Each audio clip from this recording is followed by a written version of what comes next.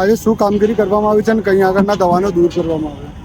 આજરોજ વાઘોડિયા ચોકડી પાસે જે દબાણો વધી રહ્યા હતા, વાઘોડિયા ચોકડી પાસે જે બ્રિજ છે તે બ્રિજની નીચેના દબાણો અને જે બ્રિજની ચારે બાજુ જે 4 ખૂણાઓ છે તે ખૂણા ઉપરના જે દબાણો, લારી ગલ્લા અને એ તમામને ખસેડવા માટે નેશનલ હાઈવે ઓથોરિટી દ્વારા જે અભિયાન ચાલુ કરવામાં આવ્યું છે તેમાં લોકલ પોલીસ સ્ટેશનના, કપુરાઈ પોલીસ સ્ટેશનના માણસો તથા બાપત પોલીસ સ્ટેશનના માણસો એ હાજર રહીને આજે દબાણ હટાવવાની કામગીરી કરી રહ્યા છે, જેની અંદર વીએમસીના અધિકારી કર્મચારીઓ હાજર તથા જીઈબીના અધિકારી કર્મચારીઓને બોલાવવામાં આવેલા છે અને ટ્રાફિકના પણ અધિકારી કર્મચારી છે.